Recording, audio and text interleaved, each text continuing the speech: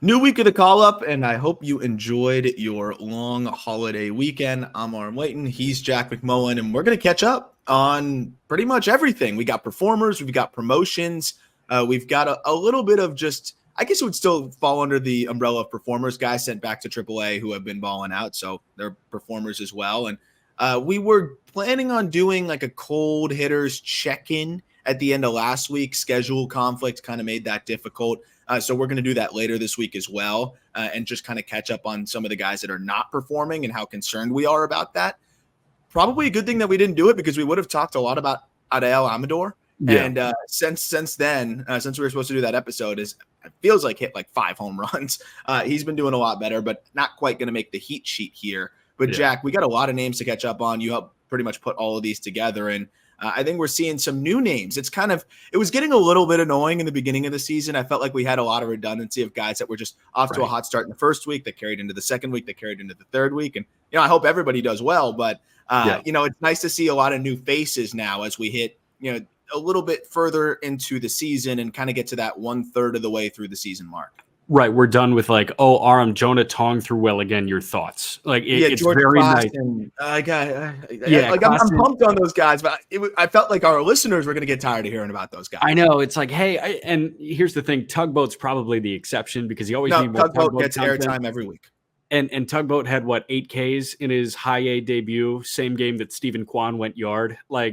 Guardians have something going right now, and Tugboat, Wilkinson, and Stephen Kwan being in the same uniform in Lake County was pretty fun. But yeah, a lot of the familiar names, it's Carson Williams was balling out, and Carson Williams is still balling out, but now we kind of get to expand to the other guys. And really what I did is I plucked for May 13th. We're talking on the 28th. So it's the last 2 weeks of minor league baseball, the last 2 series, because you got 6-game series over the course of a week. And it's fun. A lot of interesting names that I think you and I are finally we get to, spend some airtime on this guy. 100%. And speaking of, doesn't make the list here, but we haven't spoken since Cade Horton pitched in front of you, right? No, I don't think so. I think we talked about it a teensy bit on the Just Baseball show, a quick aside, but we really haven't dove into it. No. And he should be scheduled for a 2-start week. I'm going to get actually a live, 2 rows up behind home look on Sunday, which I'm very excited for. I've got an off weekend in Indy, so naturally I'm going to go subject myself to more International League baseball, and hopefully some good conversations with a couple of Iowa Cubs coming on the call up next week. And I know you plan on getting down to Indy for a couple of conversations with more Iowa Cubs. It's going to be a very Iowa centered show for the next month or so. Yeah, we're going to have some interviews there, which I think is fun. I mean, that team's really, really talented, and catching up with Owen Casey, being able to talk to Cade Horton about that, just getting adapted to AAA and what's been different for him. And I think he's looked really good overall. And I'm excited for you to get that live look. I was hoping I'd be able to make that trip. Unfortunately, no. I'm going to make up for it with a trip out to Indy a couple weeks later. But yeah. I think when you look at Horton, this is kind of the final stretch. Of course, it's AAA, but I think there was just nothing left to really see in AA in terms of, you just knew the stuff was good enough to get whiffs there. You knew the command was good enough.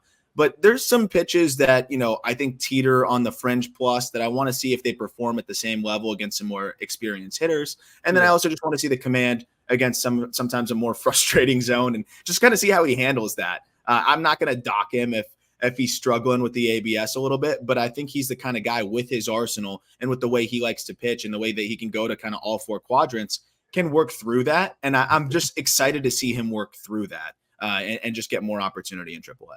100%. And I'm excited for that, close-up look. And I, obviously called a close-up look of that split change that he's working on. And I was talking to Alex Cohen, who's the announcer for the Iowa Cubs, and he said that is a good pitch. It flashes very good.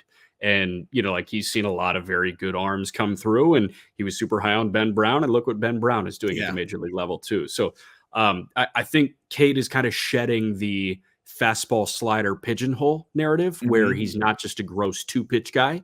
And listen, top 5 pitching prospect of the game can absolutely be a fastball slider guy. That split change looked good when I was watching it. And he was 93, 94 with the heater, which is a couple ticks lower than where he typically is. But you know what? it was playing really well, and he was getting looks at the bottom of the zone. He was getting whiffs at the top of the zone, and I was very impressed with the short sample that I saw from him on the heels of a couple of rough starts in AAA, and I'm excited to see him throw again on Sunday. Yeah, I'm looking forward to your takeaways on that one. It's going to be nice always to get that up close vantage point, not being the in the booth for once and just kind of get that different look is always fun. I could tell, you enjoyed that when we did it, during spring training as well too. Just getting that different vantage point. It's like a nice little taste breaker. You forget how fast the game is. Like honestly, sitting up top, I'm just like, oh yeah, I'm in rhythm here. You got a ground ball to short, and then I look at the portal, like I look at StatCast, and it was 104. Like I don't really realize how quick 104 is until you sit 4 rows up, and it's like, oh wow, this game moves really fast for these guys. This is incredibly hard. When we were sitting like first row behind home in the spring breakout, and you're just hearing Bubba Chandler's fastball like whistle through the air, and it's just like, okay, it's so much fun. Yeah, it's just a different beast. But promotions real quick to talk about. And I'm going to kind of let you steer the ship on this episode because you pretty much put together the outline for it. So you want to just kind of walk us through and I'll chime in and fill in wherever I need. Did you see the surprise transaction or the surprise big league call up that happened about 5 minutes before we hit the record button? No. Robert Murray, Spencer Schwellenbach to the big leagues.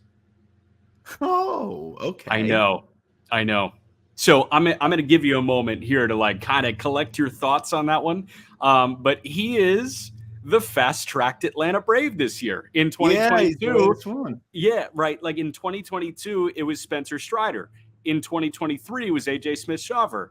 And now it's Spencer Schwellenbach. And we were thinking, hey, maybe it was going to be Owen Murphy. But, Murphy, I know what he went down with injury last week or so, and we're kind of waiting on results. He hasn't thrown in 2 weeks. I don't think it's been pretty like hush hush, and that's usually never great. So I don't want to speculate there, but when a guy hasn't thrown in 2 weeks and you haven't heard a peep, that usually is not great. So we're on wait and see there, and just hoping that it's positive. But to me, that kind of says like, hey, they're trying to figure something out here and get an answer, and hopefully the answer is better than what a lot of guys end up getting answer wise, especially this time of year. But with Schwellenbach, man.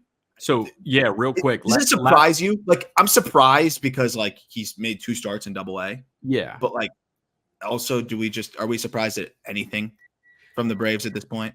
I don't think so, especially when it comes to starting pitching. When they ran out, we talked about it on the Just Baseball show. Like when Ray Kerr went 3 or 4, and then Darius Vines was the piggyback. Like Spencer Schwellenbach is the better option than that in Pittsburgh, and they let the Pirates score 11 runs on them. And that Pirates offense has been inept at points so far this year. But Schwellenbach, his last 2 starts, 13 innings, 5 hits, no runs, 17 Ks, and 1 walk. And on the year between high A and double, this guy, by the way, a legit hitter at Nebraska before he was drafted. Dude had an 860 OPS in 2021 in 223 plate appearances. But between high A and double, 8 starts, 45 innings, a 1.8 ERA. That's 9 earned runs, just 1 homer allowed. He faced 175 hitters. And in 45 innings, 51 punch-outs, 10 walks. So 2 walks per 9 and just over 10 punch-outs per 9. I mean, this guy was throwing the ball really well, AJ level, but this is crazy. And he's 24. AJ was 20. It's a different situation. I'm more okay, I should say, fast-tracking a college pitcher. But this guy was a reliever at Nebraska for 1 year. This was a great draft pick by the Braves. Like this was identifying a guy that had not even really had an opportunity to really build his prospect status as a pitcher, but saw that, okay, this guy could be a legit arm. And so they went out and drafted him and took a chance because they hadn't really seen much of him as a starter, really him stretched out, or just him as a pitcher, period. It is a little bit of the Cade Horton thing in a different way, though, where, two-way guy, just premium athlete, super talented arm, that you just are going to buy into the limited amount that you've seen. Horton was able to really build that stock up in the back end, and I think that obviously helped propel him. Schwellenbach didn't quite get to do that, but similar to where the talent kind of gets repressed a little bit because they are spread across multiple things, and then with Horton, it was a little bit of injury.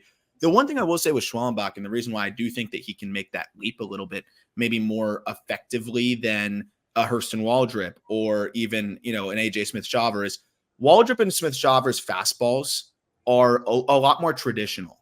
Yeah. And, those guys, there's more pressure on the traditional release guys and the traditional shape guys to execute well, right? Like to hit your spots, to not leave it over the middle. You're not going to get away with as much. That doesn't mean they're going to be better over a 10-year career. But if I'm looking at guys to fast track, you think about the Brian Woos, who's still doing great, obviously now, but the Bryce Millers, who did have a little bit of a blip and then had to get back, but started great. The Joe Ryans started great. Like those guys. Joe Ryan go 7 shutout yesterday. Like he was awesome. But he had a little bit of a blip and then was good again. But it was great, blip, great. And so I think that's kind of what the Braves are just hoping for right now is they might not expect Schwellenbach to be able to give them 100-something innings this year and be good every fifth day because teams are really freaking good and they will adjust to funky release heights. We're still waiting for teams to do that to Shota Imanaga. But, the quote that came out was like, this guy's not good, but he's unhittable, basically. I saw in the ESPN piece, which was like hilarious to me. It's weird oxymoron. Yeah. Doesn't that mean good?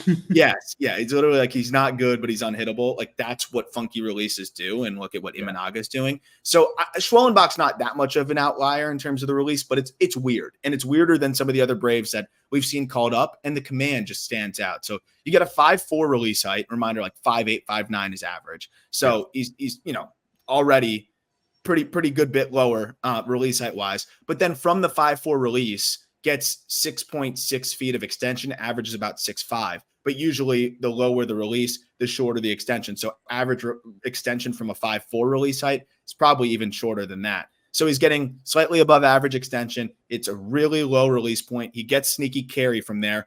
And the velo has been up. Like he's sitting 95 now. He touched 99 last start. So you've got some unique characteristics here that I think are going to allow him to be effective.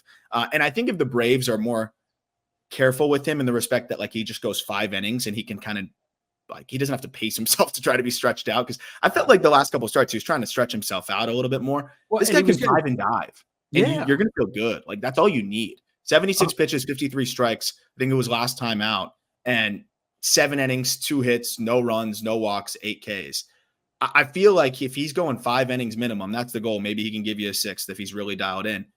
That stuff's going to be sitting 96. And then he's got the secondary pitches. The slider's been really solid for him. He's mixed in some good changeups. And again, I just think that release is funky. I wouldn't be surprised if he has a good debut. I know I'll say this and then guys get racked. That's why I went with Brian Wu. I said, wouldn't be surprised if he has a good debut, got racked in the first start and then was unhittable after that. But I think he's going to make a smoother transition than maybe some would expect. Yeah. I mean, he went 6 innings, then he went 7 innings here. And you're right. Like it is a higher effort 5 innings in the big leagues than in AA. But if he's going 7 and he's pounding the strike zone in AA, you have a firm belief that he can get through 5 innings and 80 pitches. And that's what the Braves need if they're turning to Ray Kerr for the first 3 innings of a Major League Baseball game. So, that's what they got going on. Another MLB call-up, Ryan Bliss, 0 for 2 with a walk for Seattle. Bliss finally got the call. Big number for him. On-base percentage, sporting a 382 OBP in 50 games in Tacoma, resulted in 28 for 34 in the stolen base department. He was also slugging a bit, 9 doubles, 7 homers in 50 games, but he was hitting 247, had an 827 OPS in Tacoma. They need answers, especially in the infield, and I think they're hoping that Bliss is the answer at second base. At least just a spark. And that's why I like these moves. Like, he doesn't need to be the answer the rest of the year. No. If he can give you a hot stretch here, I even think about, Dane Myers last year coming up for the Marlins. They were just desperate. They needed someone to plug in. He gave them a really good 2 weeks, and then he hit a freaking wall. But that really helped them stay afloat in those 2 weeks. I think you can find other instances of that across the game.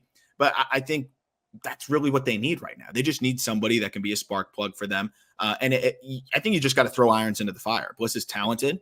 Is he going to hit enough to be an everyday player at the big league level? We talked about the Mariner system. We said maybe not. Maybe he's more of a platoon guy. But right now, you get him up there. He's fast. He's dynamic. He can run into some balls, like you said. He walks. Maybe he gets up there. He gets hot and gives your team a spark, because we know that they need offense. And I think having some more speed at the top and some on base, just not even at the top, just in that lineup, can go a long way. So I'm all for just throwing irons into the fire. That's why I was cool with the Class A decision to bring him back up. Like, throw as many irons into the fire and see who can get hot, because at this point, you know who is not hot, and it's the guys that you've continued to wheel out there and just struggle for you offensively. 100%, man. And I bet that another iron in the fire at some point this year is going to be Tyler Locklear. And that's the second Mariner that I want to talk about. Locklear just got promoted to AAA Tacoma. Overdue, 41 games in Arkansas. This guy was slashing 291, 401, 532. You cannot ask for more from Locklear. No. So a 933 OPS, 12 doubles, 8 pumps, sneaky 4 for 5 in the stolen base department. Like, you forget that he was 12 for 12 in the stolen base department last year. It's going to be like, hey, I'll pick my spots. And you know what? Like, that's going to be a slight element of surprise there. But Locklear is a masher, and he's going to get a chance to mash in the PCL. And I do think that this guy's going to get some first base DH time for the Seattle Mariners in 2024. 1,000,000%. Especially because he's not going to slow down in the PCL. And I feel like this is just kind of like the final step of just, hey, let's just get him some confidence before we decide to bring him up. Obviously, he's as confident as he's ever been, putting up numbers in double, and the Texas League is favorable too. But with a guy that has a 34% ground ball rate and a 90th percentile of almost 107 miles an hour, and you put that in the PCL, he's going to hit a lot more home runs. He's going to mash baseballs. Is it Hunter Goodman or is it Hunter Goodman? Like, crazy. It is similar for sure. And I think that the Mariners are hoping that there's a little bit more feel to hit here. And I think there can be. And I think the approach might be slightly better, but we'll see. What I do like about Locklear is he's quieted things down. And that's always nice. I mean, there was a really loud barrel tip. His hands were really far out in front of him. Now they're closer to him. It's easier moves to repeat, and he's making more contact. So hopefully that continues. But it seems like he's going to be that, like you said, that next guy that they'll probably bring up, especially if Ty France is not hitting, to just try to give them a spark and give them some much needed power. And at the very least, he can do that against left-handed pitching for them. Yeah. 2 more promotions that we got to talk about before we get to the heat sheet hitters and pitchers. These guys are moving in tandem. Thomas White and Noble Meyer go from Jupiter to Beloit. They head to, ABC Supply Stadium in Beloit, brand new ballpark. But listen, Thomas White is, I want to start with him. Big, tall lefty, 8 starts, 34 innings. He punched out 44, walked 17, had a 3.18 in his first 34 innings. It feels like he has been the more consistent of the two. Lower ceiling, higher floor. But like, we're talking about guys in low A right now. I want to start with White real quick. What have you seen in, the limited sample of low A ball so far? I mean, the release is funky, and not in like as much of a characteristic way where you're going to look and say like, oh, like this release height and this induced vertical break. It's just this long arm action that he hides the ball behind him, and it just gets on you. And I'm trying to think of who it reminds me of, but there's definitely some examples of guys who have this longer arm action, and the way they almost like windmill it at you, it becomes difficult to pick up. I think what stands out to me is the balance of whiff and ground balls. We talked about it, I think, on the Just Baseball show, where like if you sort by, guys who get above average ground ball and above average strikeouts, like some of those guys are better pitchers than the guys that are just off the charts in strikeouts because of the ability to keep the pitch count short, to get ground balls when you need it, to win battles without having to get a swing and a miss against some better types of hitters. How do you get the Luis Arias's of the world out? You get them to beat the ball on the ground, not strike them out. So I think that's what's standing out to me with Thomas White. And you mentioned just being a little bit more polished in the early going than Noble Meyer. I mean, the changeup just being there already. 67% strike rate for a left-hander who's 6'5" in his first full season of pro ball at 19 years old on a changeup. I mean, that is really impressive to me, and I think that's why he's going to be a guy that can fly pretty quickly. Look, the irony of this whole thing is, I mean, they've got some progress, and Noble Meyer has really seen things click over the last few days. We'll get there in a second. But this was DJ Savilik's last draft with the Marlins, and he had a really rough track record, but his parting gift may end up being his best. And it was just leaning into what the Marlins have just always done well. Just take the 2 best arms in the draft or just develop arms. He took the 2 best prep arms. And, sometimes it doesn't always end up happening. Like scouts may have been a little bit wrong. These guys clearly look like the 2 best prep arms in the class. Yeah, like I'm even thinking about comparing them to a Charlie Soto, who we like. And we talked about very talented. These guys are on a different level at this point. They're older too, but they're on a different level at this point. So I think they're clearly the 2 top prep arms in this class. A common cliche is what leave your situation better than you found it. It got worse, and then, like, he might have made it a little bit better. So you know what? I think we can consider it holding serve. Noble Meyer technically had a better start to his same number of innings, lower ERA, but the walk numbers were elevated. But Noble has really kicked it into high gear over his last two starts. You're seeing the ceiling you alluded to here. Yeah, 100%, man. Last two starts, he's gone 10 combined innings, 2 hits, 1 run, punched out 19 in his last 10 innings. He's also walked 7, but 2 hits, 1 run, 19 Ks in 10 innings is always going to play. I think you're seeing the blitzball type stuff that he's got.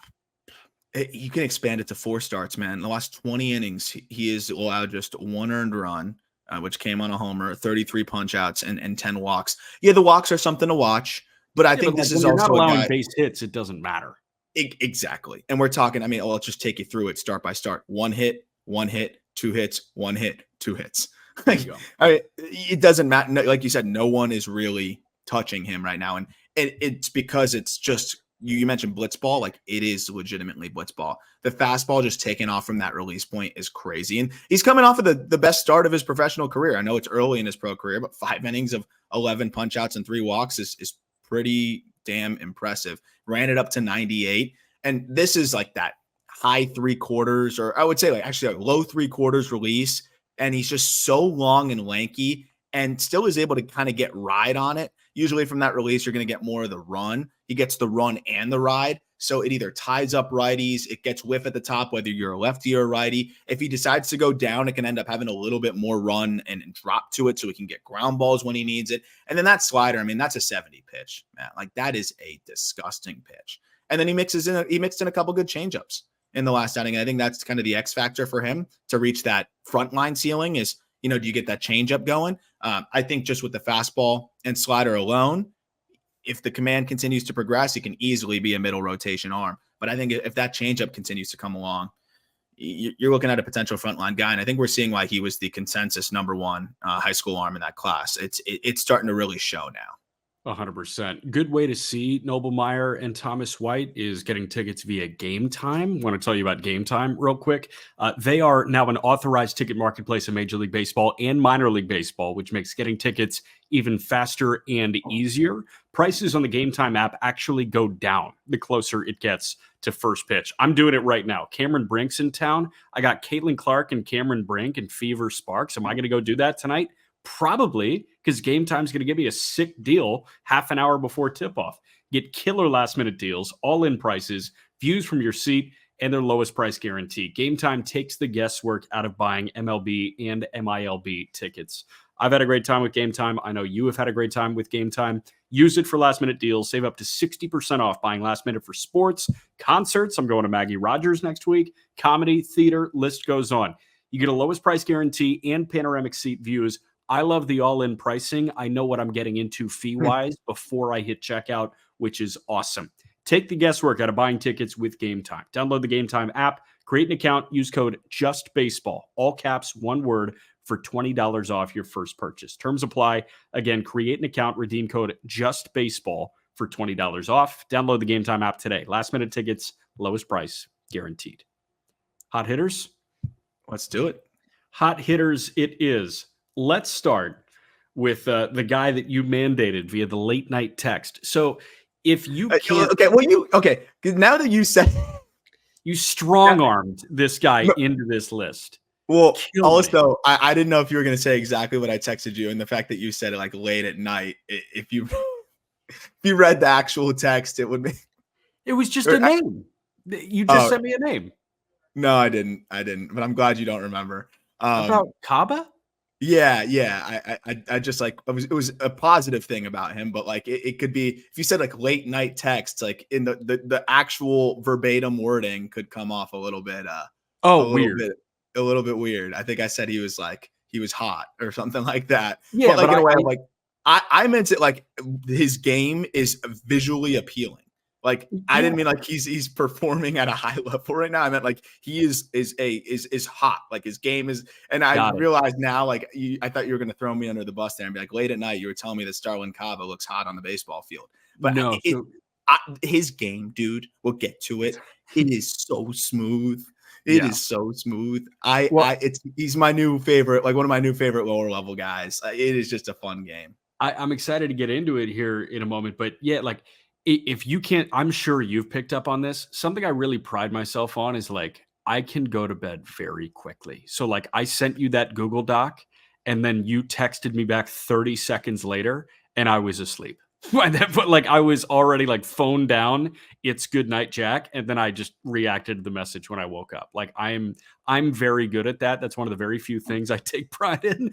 And you know what? I'm gonna continue leaning into that. So just know if you don't hear back from me quickly, it's probably because I did fall asleep in that 30-second window. That's funny. I didn't even realize that was right after you sent the heat sheet. So I actually told on myself. I could have just got away with it and just said, I meant hot, as in he's swinging the bat well right now, which he is.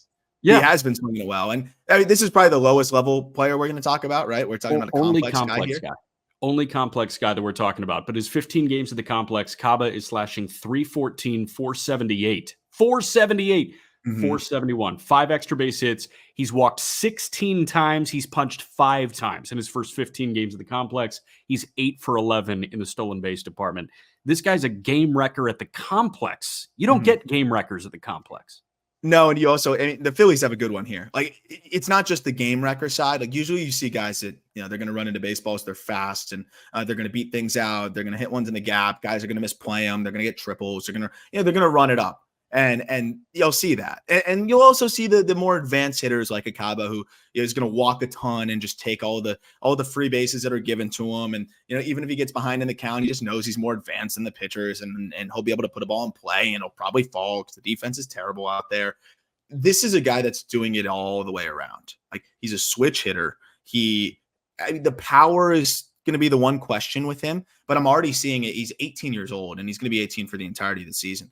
I'm already seeing that there's enough gap to gap juice there. But what stood out to me was the defense. We're talking about a shortstop here that can really move his feet well, that already looks like he's been playing the position for, a decade. I love the actions, the instincts and everything.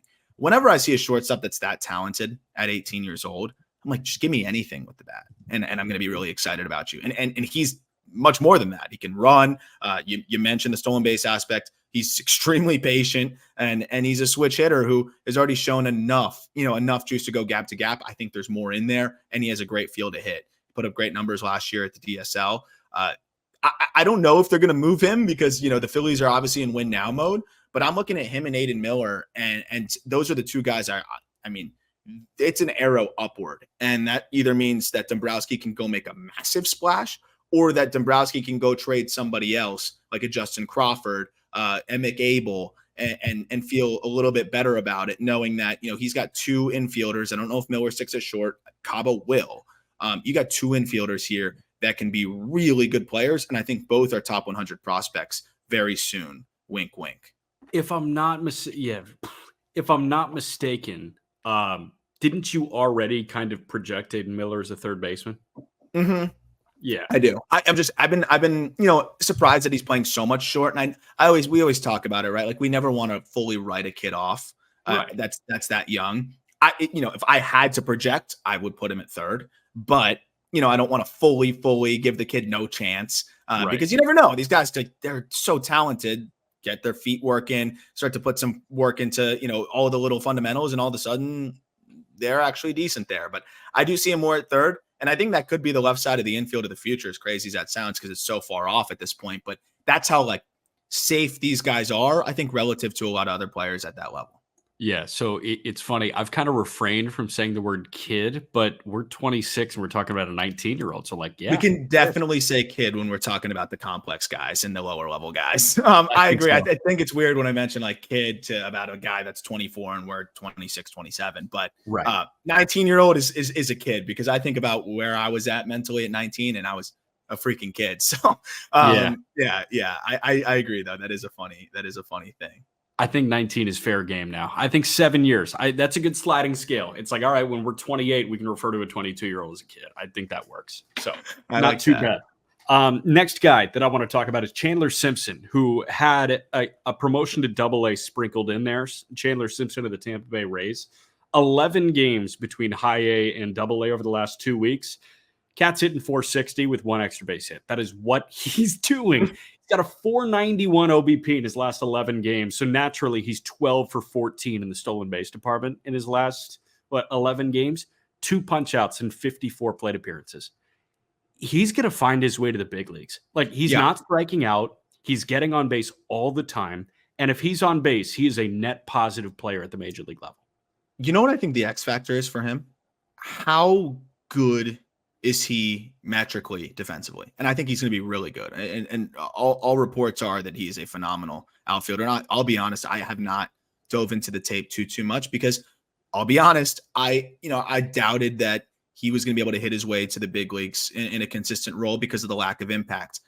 I think you need to be willing to find exceptions to your rules and your, like some of the parameters that you may put, like, there's never been really a big leaguer in the last 5 years that I've been doing this that has had an exit velocity below this. There's never been a guy that's, had less extra base hits than this. Yes, Simpson is both of those things. He would be an outlier and he'd be the first of multiple things, but someone has to be. I don't think that criteria is bulletproof forever. Otherwise, there'd never be players who slip through the cracks. So I think this is one of those instances where you got to like zoom out and say, hey, maybe this is the kind of guy that can push the boundaries of that you created in your own mind as to like what a player can project as. And I think that the way to do that is by being a multi-win player defensively. And that's hard to do, but not when you're an 80 runner and as talented as Simpson is. And then it takes a little bit of pressure off the bat. I think he can be kind of what Billy Hamilton was supposed to be. For sure. And if that's the case, like, what was the problem with Hamilton? Didn't make enough contacts, right? Well, he didn't get on base. Like, that was the thing. He wasn't walking and he wasn't hitting the ball on the ground. Like, he was popping everything up. Like, Billy Hamilton is not valuable when the ball is in the air. Billy Hamilton is valuable when the ball is on the ground or it's in the catcher's mitt outside of the strike zone. And that's what Chandler Simpson is good at right now. And I love the point that you bring up real quick, of like somebody has to be the outlier. This game has been around since like 1880. There is so much precedent in baseball. And even if you want to think about the last 20 years, every day for 6 months, we see this game. And like, a lot of it is same and patterned and monotonous, but like, we're still seeing new shit. We've never seen a pitcher like Paul Skeens. It's 2024. This is the 40th year of Major League Baseball. Like, we've never seen an arm like that. There are outliers in baseball history in year 140, which is why we love this game. Yep, 100%. And the last thing I'll add, because I think you're 100% right on that too, is you mentioned the walk. He's walking more than I think Billy Hamilton did at any stop. And nobody wants to put Chandler Simpson on, just as little as they wanted to put Billy Hamilton on. And on top of that, I think balancing the ground ball thing and the fly ball thing, well, like he's still poking the ball in the air when he needs to find hits, but also is putting the ball on the ground still at an above average clip. The contact rates are absurd. We're talking 95% in zone contact. We don't have access to that, Billy Hamilton in his prime, and I don't want to compare to Billy Hamilton on the back end. It's not fair to Billy, but. I'd imagine that Billy was not running that. There's just no way. And on top of that, so you have a little bit more patient approach. You have better bat to ball. Maybe he doesn't hit the ball as hard, but that's not really the thing that I want as much in this kind of profile.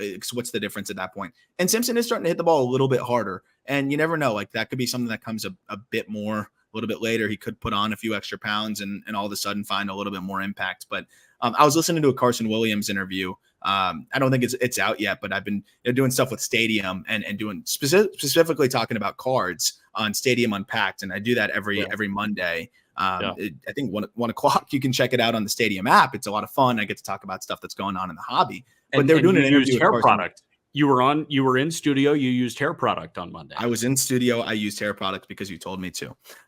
It was fun. And look out for those segments on social. I'll be retweeting them and stuff like that. But I'll also kind of announce when I'm doing that. Would love to get some support that way for the show. A lot of good folks. And it's been a lot of fun talking about the hobby on there and talking about prospects and stuff. But the interview with Carson Williams, Brooke, who's the host, asked, where is the stolen base aspect come from you a little bit here? Like, I feel like you've kind of settled in a little bit more on the stolen base side. And he jokingly said, I just watched Chandler Simpson. But he also was like kind of serious. Like, watching what he does is just different. But then also he mentioned, Carson Williams mentioned like working on some explosive stuff and working on his speed and things like that obviously helped. But it seems like he's a spectacle, because even when he talked off the air, like people were just watching Chandler Simpson as if he's able to do something on the dirt that just no one else is really able to do. And maybe that is just run really fast, but it's also the jumps that he can get. It's also the comfort that he has. It's the way that he can change a game on the base paths that we see with Ellie De La Cruz and things like that I think he can do. It's just not he's not going to have those other aspects, but someone that can change the game on the base paths is a big leaguer. And I'm going longer on Chandler Simpson just for the point of saying, like, Billy Hamilton had 12 F4 in his career. Yeah. And this guy can be a better hitter than him. Like, I think we need to start, and I'm really just kind of talking to myself here, taking Simpson more seriously and again, kind of being willing to, move the goalposts when guys are doing things that are worthy of moving the goalposts, I guess, is I guess the best way to put it. I love that. Another guy that, can really run, and he's doing it a little bit, but he's on a hot stretch right now, is in Double A in San Francisco, and that's Grant McCray. He is nowhere close to the burner that Chandler Simpson is, but McCray can move. And I think McCray was the one that you kind of comped to Trent Grisham when we did the Giants system. Grant McCray in 12 games with Double A over his last 2 weeks, slashing 486, 581, 943. It's a 1524 OPS with 10 extra base hits in his last 12. He's walked 8 times. He's punched out 5 times in his last 12 games, and he's 3 for 3 in the stolen base department. He's hitting the crap out of the ball right now. Dude, he's dynamic. It's just going to come down to, can he hit enough? And where are you at on this guy? Because when we did the Giant system in the offseason, and I threw that Grisham comp out, and I'll be honest, I was expecting to kind of rank him lower. And just when I watched the video, I'm like, I see why scouts fall in love with this guy. Like, there's so much to like. And I was worried that he'd get blown up in Double A a little bit. We still ranked him high because I was like, this is too much talent to not rank high. And I'm just hoping he doesn't get blown up in Double A. And he hasn't. And it was a slow start, but now on this stretch, like, does this stretch, it's a small sample, does it change your perspective at all? Or were you already in a spot where you thought McCray had this in him at Double A? No, I mean, honestly, the way that I look at this is, and I'm not trying to throw this guy under the bus, but like, why is Wade Meckler a better option than Grant McCray? You know, like moving forward, why is Wade Meckler that guy? Why did he get the bump last year? And he did, and McCray, shouldn't have gotten the bump last year because he has way more maturing to do. But, if you look at the Giants' long-term picture, I don't really understand why Meckler is the one. Is it just because he's already debuted? Like, I don't know. I think that we're more ready for now, but I'd imagine that they probably value McCray more. I would think so. So that's kind of how I look at this. It's okay. You've got an outfielder of the future in Luis Matos. He's made that abundantly clear. Elliot Ramos, I have no idea how long this is going to go. I could see him just running out of options and being DFA'd, and it's like, oh, what a fall from grace for Elliot Ramos. But man, he's swinging it. I know he is. I think that Grant McCray can be the 4th outfielder, can be, part of the outfield turnstile for the Giants as soon as next year. I think this year is, going to be big for him in Richmond and Sacramento, but I absolutely think this guy factors into big league plans shortly. It's just going to come down to hitting enough. And I mean, but this guy's hitting the crap out of the ball, like you said. I mean, 90th percentile of like 106. He walks a ton, and the defense in center field is spectacular. So I'm hoping it continues. But he's elevating. He's hitting the ball hard, and he brings a lot of athleticism to the table. Yep. 2 twins that I want to hit on here: Emmanuel Rodriguez and Luke Keaschall. Emmanuel Rodriguez in Double A, his last 11 games.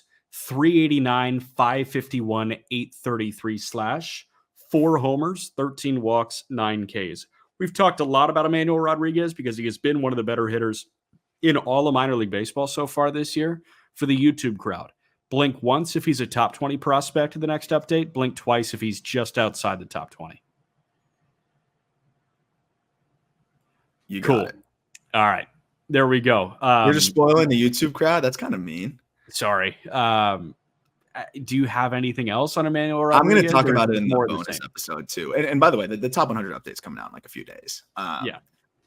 It's been amazing to see what he's doing. I think everybody was kind of saying, oh, he's striking out 30% of the time in high A. Well, what's he going to do in double? I know he can slug, blah, blah, blah. He's just going to do this at every stop.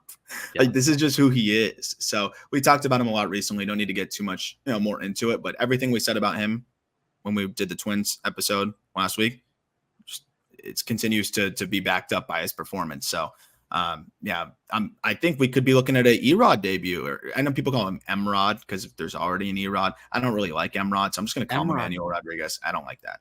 I think we're going to look at it. Yeah. I don't know. I don't like it. But you think like we might be able to see him up there this year? I don't know if they'll need him. You never know, especially with their health situation. But he walks, he slugs, he's playing a good center field. We might get him to It's crowded. It's crowded. Yeah.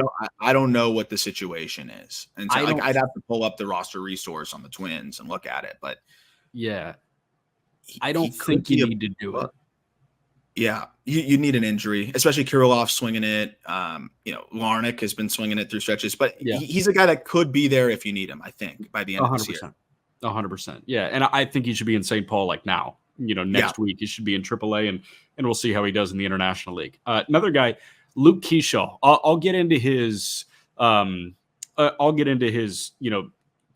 stats here in a moment, but before that, 44 games in high A to this point. This guy has his OPS over 1,000 on the year. He's slashing 335, 457, 544. He's 14 for 15 in the stolen base department. He's walked 30 times. He's punched out 29 in his first 44 games. But over the last 2 weeks, Keaschall is slashing 447, 526, 766. He's balling out. He needs to be in double yesterday. I think he just got the bump. Yeah, he did. He just got the bump yesterday. Good. So how can you not?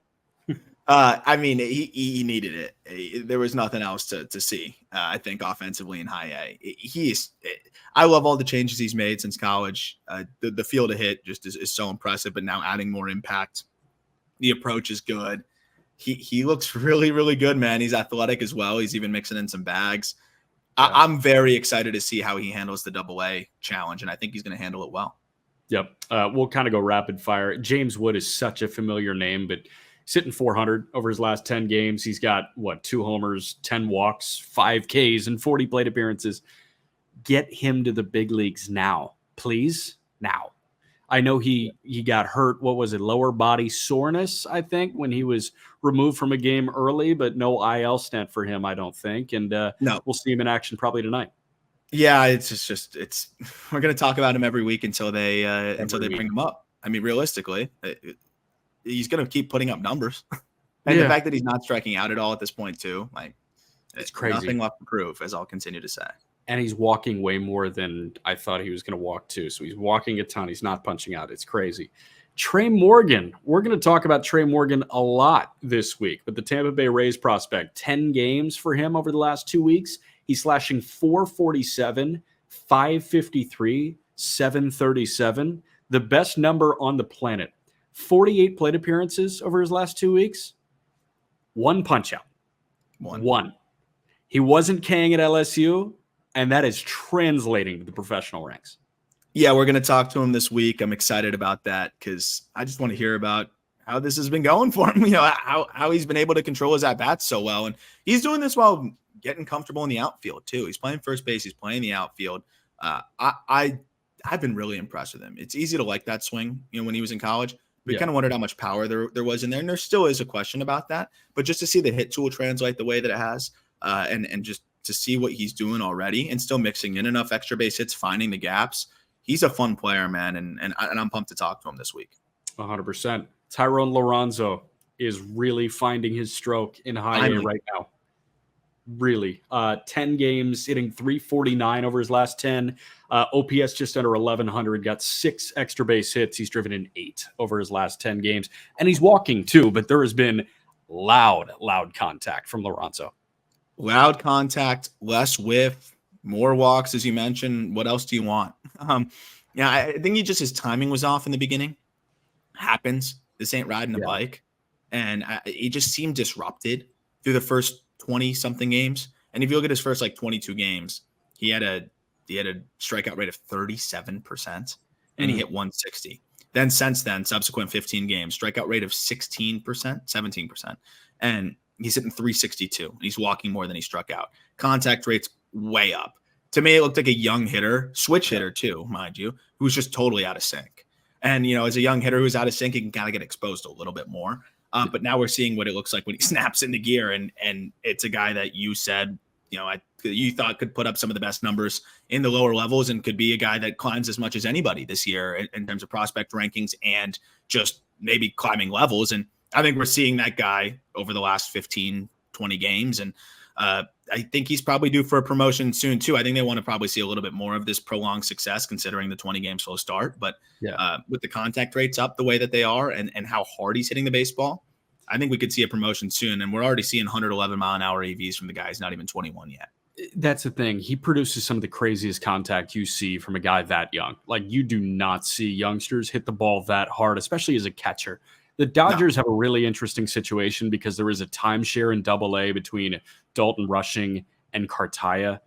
That is going to factor into how long Liranzo is in high A, and I think there's a chance that he could be in high A for 5 months, and he could spend the 6th month, like the final 2 weeks of the year, in Double-A. But it might take Rushing or Cartaya moving up to OKC to get Liranzo to Tulsa. As weird as that sounds, but they just signed their catcher to a 10-year deal. Like, they have an embarrassment of riches behind the plate right now. And Cartaya, I wouldn't necessarily call a rich right now, but man, he is somebody that, came with the tag, and they're going to give ample run to until, he kind of runs out of runway.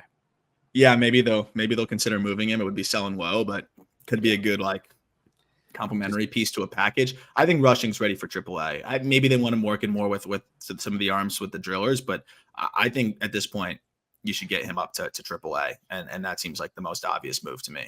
Easy. Dylan Beavers in Baltimore, next guy. He is the way that I'm kind of contextualizing his season.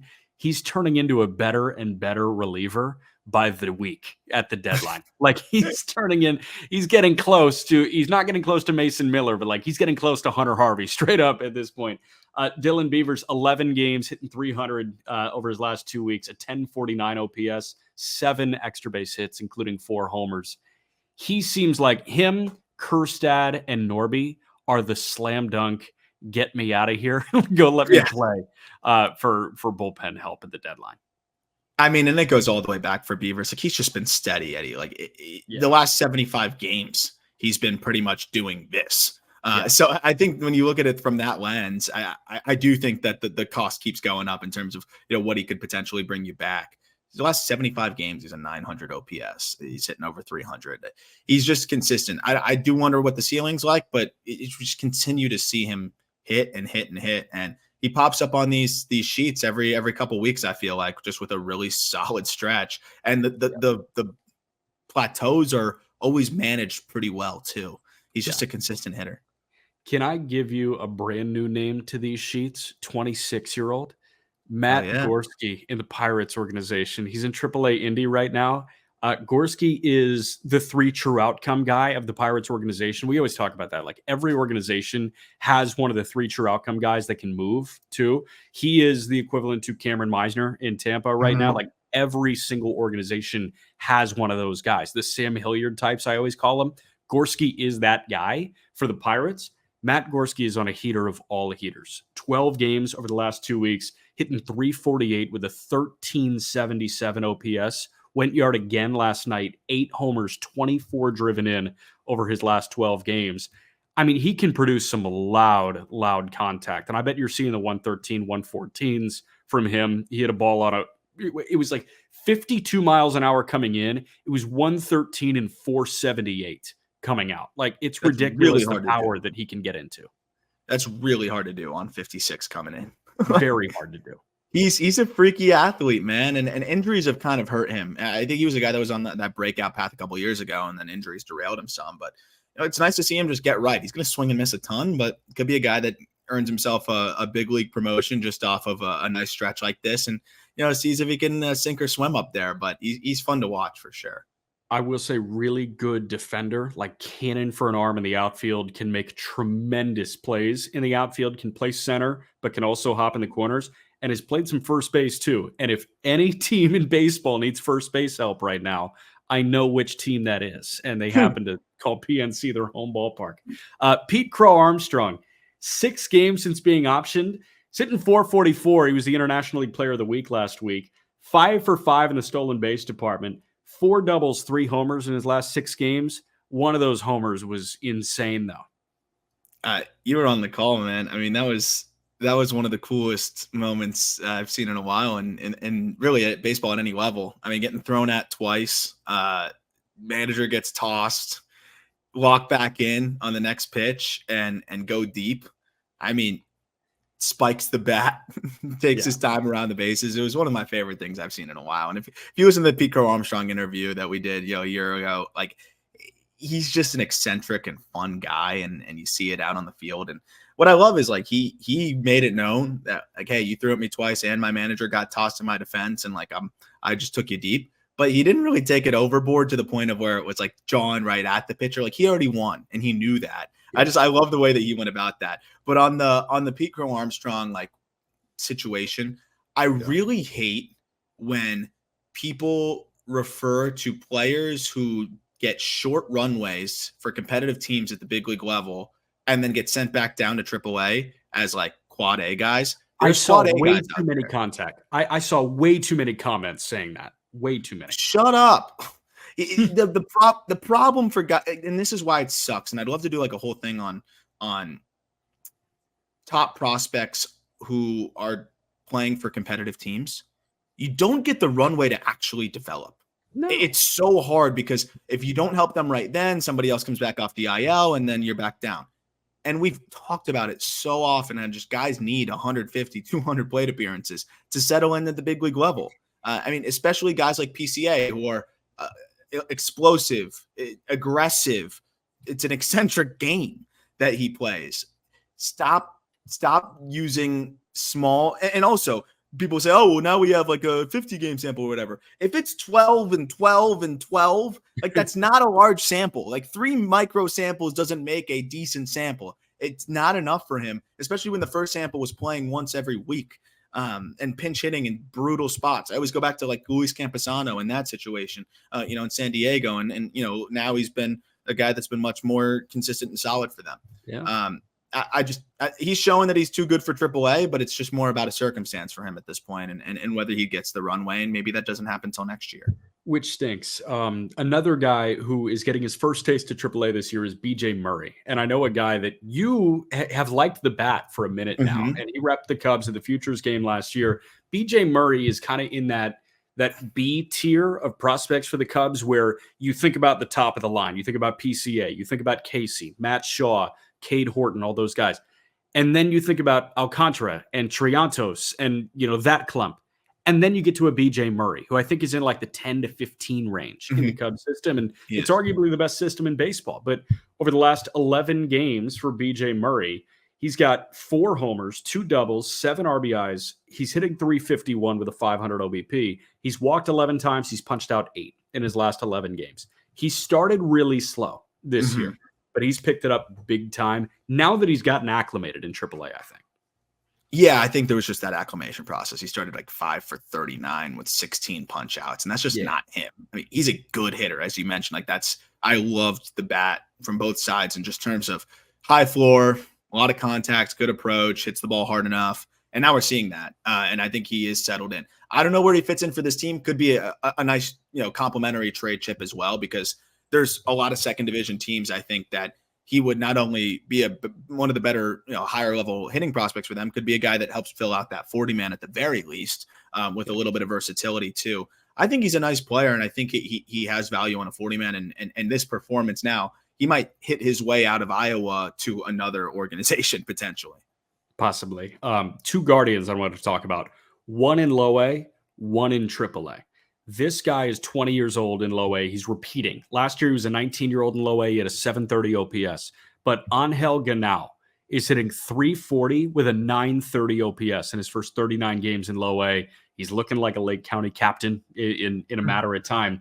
Genao, in his last 11 games, is hitting .476 with a 1249 OPS. 3 doubles, a triple, 2 homers, 12 driven in. He's 5 for 5 in the stolen base department, and he's punched out 3 times in his last 45 plate appearances. They got another one of these dudes? They have another. It's really tough. And he's a switch hitter.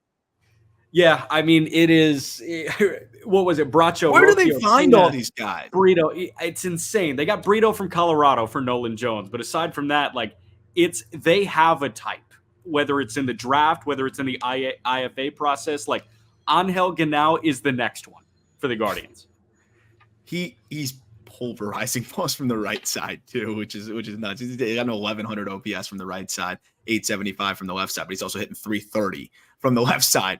He's in the ball hard too for a guy that just turned 20 a week ago. Look, I'll be honest, I don't have a ton on him. We're going to be doing the Guardian system soon, and this is one of the guys that I'm most excited to dive into because the batted ball data looks for real, the numbers look for real, and he's the prototype of at least what the Guardians have had a really good level of success at, and at least identifying guys that end up becoming solid prospects of this kind of archetype. Yeah. Is he, based on just the offensive profile that you're looking at, is he more Rocchio or is he more Arias that you see? I think he's more Arias. That's kind of cool. That's a fun little taste breaker because there are so many Rocchio adjacents in that Guardian system. I would not. Like if I saw another 90th percentile of like, you're just jaded. You're jaded. Enough of those guys, please. Please. I think they're leaning into a little bit more impact now. Speaking of outliers in the Guardians organization, it didn't work for Oscar Gonzalez, but Jhonkensy Noel is having himself a stretch right now. 12 games in AAA over his last 2 weeks. Noel slashing 326, 408, 628 with 4 homers and 7 driven in. When he runs into it, it is a sight to behold. I saw him hit a ball, I think 139 miles an hour in the Dominican this winter, but like, dude, I mean, he can run into 115. He was very frustrating last year, but you know, it feels like he's been around forever. He's a young 22, if I'm not mistaken. Yep. I mean, man, we got to give this guy a little bit of time here because it looks like he can be a power bat for the Cleveland Guardians of all orgs. We got I think it was in the bonus episode that we did going into the season. I think it came from Bill Chan, who's been a long time listener, a great guy. I always have good interactions with him. I know a big prospector. And he was like, should we be giving up on Noel or like his market is tanked and whatever? I'm like, dude, this guy's been like fast tracked despite having the profile that is the anti-fast track and has held his own. I'm never going to put my name on a Jhonkensy Noel and say like, you know, let my credibility ride with a guy that volatile. Yeah. But that is a guy that I will always give a chance to. I think we do forget how young he is, how aggressively he's been pushed, how he holds his own, despite the fact that he legitimately has like no approach. And that's like the most frustrating part for me is if he could just cut the chase down a little bit, it's a different story. He can make contact outside of the zone. His contact rates aren't bad, you know, compared to a lot of players of his profile. And over the last 15 games, he decided to just cut the chase rate down from whether intentional or not, from 42% to 35%, which is still well above average. And he's walking at an 11% clip now. If the guy can just cut down on the chase, I actually see a big leaguer here, even if it's DH dependent. I just please stop chasing. Like it's so frustrating. So you're not attaching your name to Jhonkensy Noel for the sake of what's in my TV stand right now. Like he's the one guy that I have cards stockpiled on. Honestly, like him and George Valera, I bought into some Guardians packs when I had Guardian Fever in 2021, 22. And Noel was the guy that I like fully committed on card wise. So I need Jhonkensy Noel to perform pretty well here. I love it. It's just, and he can make you look real good. Or he could be playing in another league in a few years, but he's talented enough to be a big leaguer. And that's the most important point here. 2 more hitters before we wrap with pitchers real quick. Alan Roden in Toronto. I know that you're somewhat low on Roden. He's hitting the ball really well over the last 2 weeks. 13 games, hitting 348. The number that jumps out is 4, and it's homers. He's got 4 homers over the last 2 weeks. He's punched out 4 times in his last 57 plate appearances. We know that he's going to keep the Ks in check. I think you probably doubted the impact. Is the overall impact like better, or did he just clip 4 over the last 2 weeks? Yeah, that's a good question. I think a little bit better for sure. I think we've seen a jump in the 90th, a couple ticks, which is nice. And I think he knew that he needed to add the impact. 90th has actually jumped from 100 miles per hour last year to 102.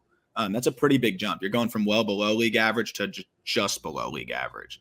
And as a guy that's not a speedster, like that's definitely something you want to see. And the contact rates have been good. I think this is another guy that, kind of just being honest with myself, of like the same parameters I put on, on like some data thresholds, some swing mechanic aspects too, like super unorthodox. I didn't really think he's going to be able to tap into more power because of that swing. And he's making it work. He made some subtle adjustments that I think have helped him, but sometimes guys are just going to swing the bat ways that doesn't really resonate with you and with most people. But if it works, it works. And, Roden has put up numbers at each stop, and now like getting hot at the AA level is kind of getting convincing here that he might be able to just hit enough and might have added just enough gap to gap power here to be an intriguing prospect. So, I might have undersold him. Last hitter that we got to talk about is Sal Stewart in Cincinnati. 11 games, hitting 389 over his last 2 weeks. 3 doubles, 2 homers, 8 driven in, 5 punch outs in 46 plate appearances. So 2 for 2 in the stolen base department. But Sal is a guy that is, would you say, borderline top 100? Yeah, I would say like he was borderline to the borderline. I think at the coming into the year, and now I would say he's just about borderline. I've always liked the bat out of the draft, South Florida kid that just impressed against some of the best competition, and now adding power because he was more like hit over power despite being bigger. Yeah, it just was kind of like this tweener profile that I think we were kind of wondering how much juice was going to be there. And now we're starting to see him really tap into it more consistently and hit the ball harder, and getting out of the Florida State League always helps too. And getting away from the colder weather in the start of the season. And, in high A also helps, but he's playing a little second, playing a little third as well. I think some versatility helps. I think if he keeps this rolling, he could be right on the fringe there. Still just 20 years old for the entirety of the season. Okay. Hurston Waldrep did not get the call. Schwellenbach got the call, but Hurston Waldrep in his last 3 starts, 19 1/3, 3 earned runs, 23 punch outs, 3 walks, 3 walks in 19 1/3. Welcome, Hurston Waldrep. Command. Wow, it feels good. I think that's why he's not being brought up. Yeah. Let's not get cute with this. This guy can be a stud. We know how talented he can be. And I know that. You're the one that was really pitching me on him. But the sliders just continue to get better. We know the splitter is a big league plus pitch. So if he's throwing strikes now, let's not throw him into a situation where maybe he doesn't trust his fastball as much again. And then maybe he's leaning on the splitter, which at the end of the day is still never going to have a high strike rate. It's more of a chase pitch. They want to keep building him up here. And I think they've realized that Waldrep maybe is a little bit more of a project than most of the other college arms that they draft. And Schwellenbach is not. I mean, he's closer to what the finished product of Spencer Schwellenbach is going to be. It's just whether he executes it. So I'm really excited about Waldrep now and seeing what he's doing, because I don't know if I was expecting an 8-inning outing from him at all this year. No, and to see him doing this, at 94, 95 and not have to throw 97 to 99 to make that fastball play. Because remember, we were talking about the fastball shape being a bit of an issue. Now that he's locating it better, and I think now he's getting a little bit more life on it. It's never going to be a great fastball, but it's going to get enough whiff, I think, at the top. And I think we're seeing Waldrep start to really mature as a pitcher here, as a professional. The younger guy still too. He just turned 22. I mean, the way that I was kind of pitching you on him making the preseason top 100 was, you have a Brash here where it's like he might be a starter, but he could also be a lights out reliever. You have a Matt Brash, DL Hall scenario in Hurston Waldrep. Like, this is kind of convincing me that he can be a starting pitcher. And I'm sure that you're getting more and more convinced that he can be a starting pitcher. And I think the Braves are. And I think that's why, again, he's still in AA. I think they're seeing what he can be. Yeah. And I think they really want to develop this. And if the Braves are doing that, that tells you something, right? Like, for sure. 93 pitches, back-to-back outings, and he's thrown 80 or more in 6 straight. And again, just looks like a pitcher more rather than the thrower that he had been with the splitter in his back pocket that he could always go to. And being the thrower in lower levels and in college, the fact that his fastball was so flat didn't matter. And now I think he's just learning to pitch more. And it's been impressive. I think this guy is another really solid arm for them. We might see him at the end of the year, but I do agree with the decision to go with Schwellenbach. I think for a lot of reasons, for the development of Waldrep, but also I think if you're dropping both of them in a big league game right now, I think Waldrep has more potential to rack up, 8 whiffs and strike out a bunch of guys. But I also think Schwellenbach has a better chance to get through 5 and keep you in the ball game. Yeah. Brandon Sproat of the Mets is the next guy that we want to talk about. And he's been disgusting all year long. And we'll get into the season numbers, but his last 3 starts, 19 innings, 4 earned on 13 hits, 20 punch outs, and 5 walks. Now, 3 homers account for 4 earned runs against him. But this guy has as good a stuff as it really seems like anybody that is not in the top 20 prospects in baseball. Where does Reading stack up park factor wise? Would you know that off the dome? No, but I can check it right now. Because all 3 home runs came in Reading. Okay. First Energy Stadium. But I mean, the last outing was spectacular from him. We've now seen him go, even in the 3 home run outing. It was 3 solo shots. That's it. Wow. He's gone 14 innings in his last 2. So he's not an efficient Sproat now. Is a different beast. And the stuff is crazy. And that's why we had him. I love Blade Tidwell.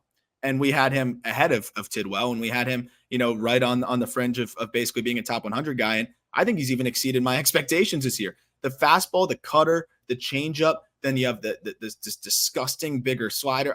There's so many different ways that he can get you out. And the fact that he's running it up to triple digits too, by the way, this is a special talent pitching wise.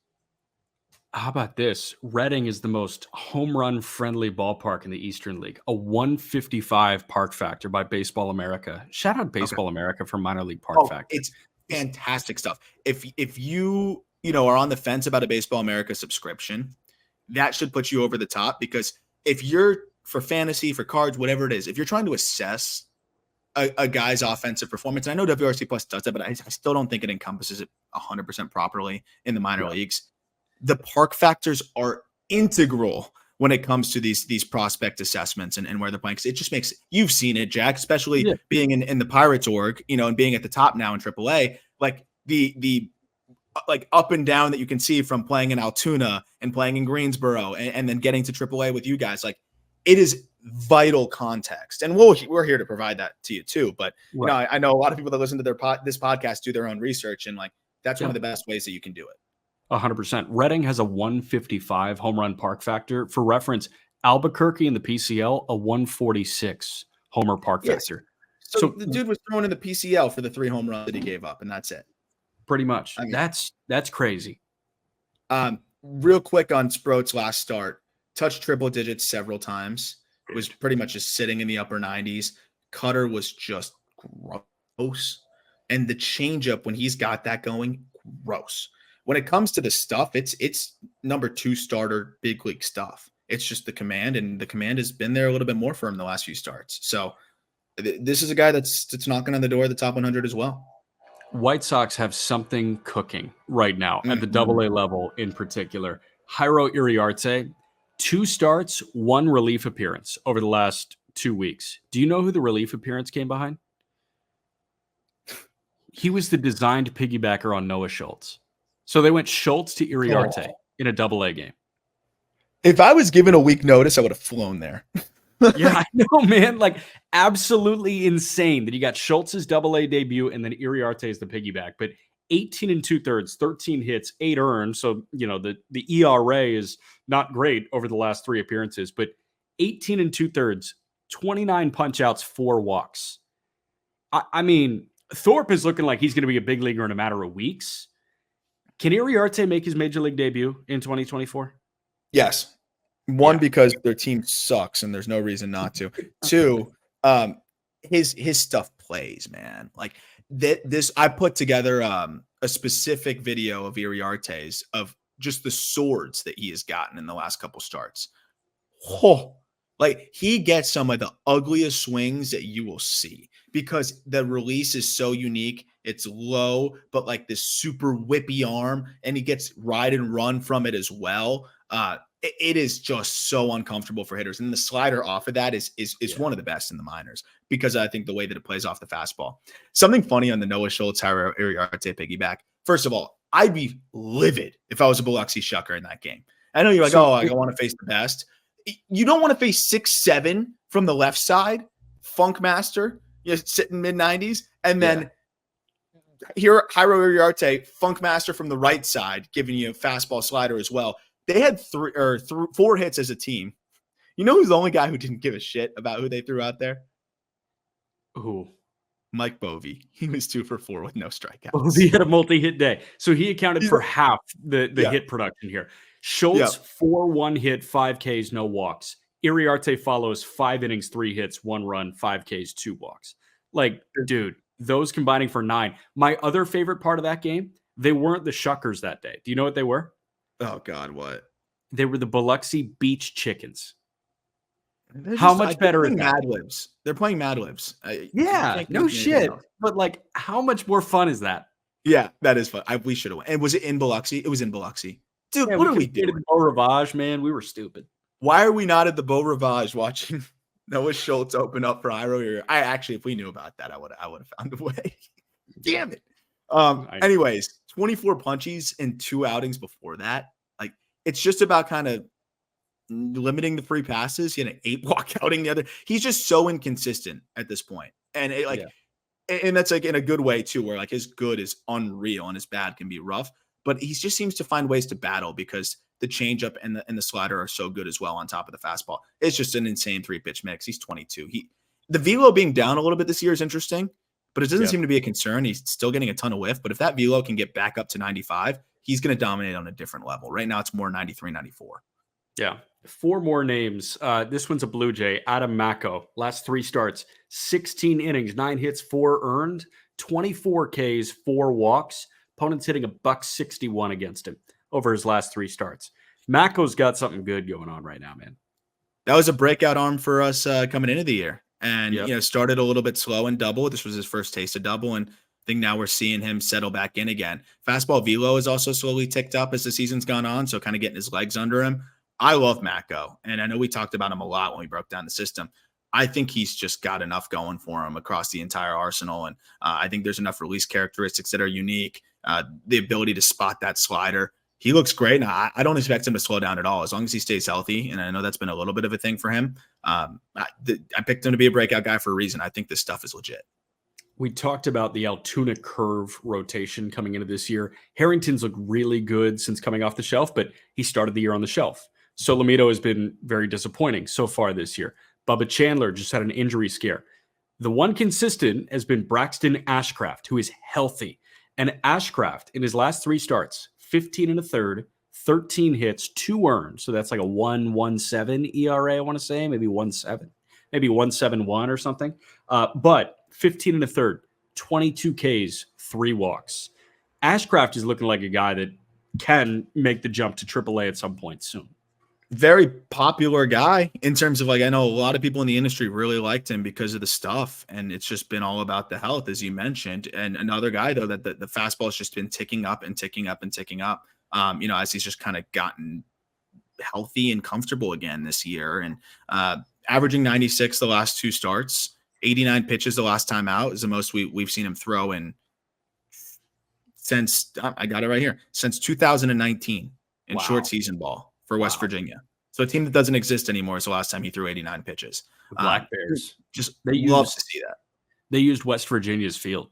I called the Auburn Double Days in the West Virginia Black Bears from Morgantown. I literally walked on the side of like the highway to go get to the ballpark because I wanted to beat the team. That's absurd. You know who he did that against, though? This lineup was nasty. Who was it? Wait, give me the team name, and I'll rattle off any names I remember. The Williamsport Crosscutters. Man. Logan O'Hoppe was on that team. I remember O'Hoppe. Who else was on that team? Shortstop. Clemens wasn't there. No. I don't know. Bryson Stott. Stott was there. That's right. And Johan Rojas. I don't remember Rojas. I just remember Stott and O'Hoppe. That's a pretty good short season team. That's a really good short season team.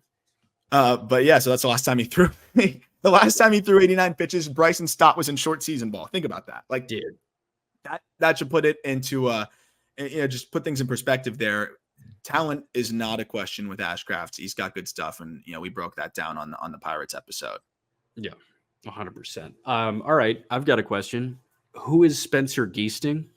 2 starts, 14 innings, 5 hits, no runs. In his last 2 starts, 22 Ks, 2 walks. So again, I ask you, who is Spencer Giesting? I know that he's with Arizona. That's all I know.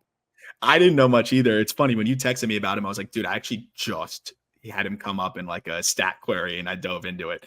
He averages 90 with the fastball and he's a lefty. He's Yumin Lin again. I love it. It kind of is. You made that joke and I was like, dude, it like legit is. But the reason why it is also like for the positive side, giving Yumin Lin, I did it right again. Slider, cutter, changeup, all getting good whiff numbers and like outperforming like what the TrackMan would imply. But 6'3" lefty could have more velo in the tank. This is a name that's worth watching. The fastball, like that's not going to work in 90. And there's not really anything unique to it. But when you have the slider, cutter, and changeup, getting the swings and misses that they're getting, it kind of is like Yumin Lin all over again.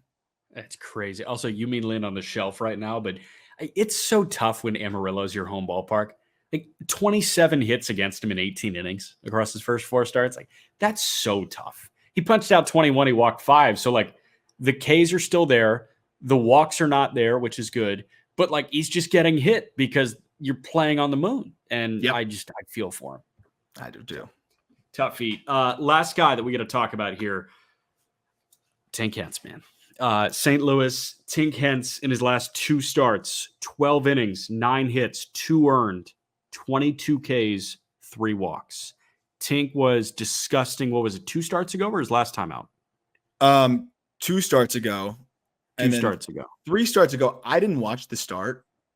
The stat line's bizarre. 3 2/3, 9 runs, none were earned. Oof. Is that a mistake?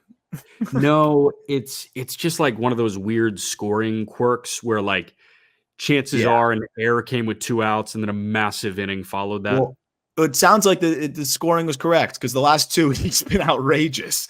And I honestly love that. I don't care if you have bad outing in the minor leagues as a pitcher. How do you come back from that? He comes back from that and throws career high 99 pitches, goes 6 innings, 4 hits, 2 runs, 2 walks, 9 Ks, and then follows that with after throwing the most pitches of his career with 93 more pitches the next time out against Tulsa, 6 innings, 5 hits, no runs, 1 walk, 13 strikeouts. He had everything working for him. That's crazy. And that Tulsa Drillers roster, he owns Tulsa. Lineup in front of you. He owns Tulsa. He has 2 starts against Tulsa this year, 13 innings, 23 strikeouts, 3 walks, 1 earned run. Dude, they're having nightmares. It's a good lineup too. I mean, it's not the best for the Dodgers, but they've got rushing in there. They've got some guys in there. They've got the great Austin Beck. Austin Beck, Brandon Lewis can also hit the ball out of the ballpark too. Yainer Fernandez, sort of kind of swing it. It's interesting, man. Like, I don't know. I just love that we're finally seeing this version of Tink Hence. And we talked about it on the Twins episode. Like, I hope that we see Marco Raya throw 90 pitches. But the fact that we just saw 99 and 93 pitches from Tink Hence tells me that we're going to learn everything we need to learn about Hence this year. And so much of what I know frustrated you and really frustrated me was we weren't getting the opportunity to learn about Tink Hence because he was so guarded. And now we're learning about him, which is cool. 1,000,000%, dude. And I think we're seeing that with the changeup now where he can mix that in the second time through the lineup. The breaking ball is a problem for hitters. And now just giving the different looks and stuff too. The fastball is always going to be deceptive. It's cool to see the complete picture now that is Tink Hence. And who knows, that could be a guy that ends up getting a call sooner rather than later because why waste bullets in the minors if he continues to show that he can throw? And you might need an arm at the big league level and with the sink or swim team that might need to start swimming soon and has been playing better ball of late. That's all we got, man. And there's a lot to catch up on, so that's why we went a little bit longer today. But I love doing these, and we're going to try to do this kind of at the beginning of every week, catch you up with everything that's going on, and then on the bonus episodes, I'll dive deeper into the complex, deeper into some draft stuff. We're going to do draft stuff on the regular episodes too, but just like deeper into it, and then a little bit of a clue into the top 100 process and some of the names that I am looking at and what we're doing there. You can subscribe to that with the link in the episode description. If you could leave a rating, help us grow the show, that would be awesome. Be sure to use that free. If you haven't used Game Time yet, just download it. And if you use the promo code, you get $20 off. That can basically get you tickets to a Marlins game, a White Sox game, a lot of other ball games potentially where you're barely paying anything to go. But thank you so much as always for listening. We will have Trey Morgan later this week. We will have some other fun stuff later this week, and keep an eye out for that top 100 update.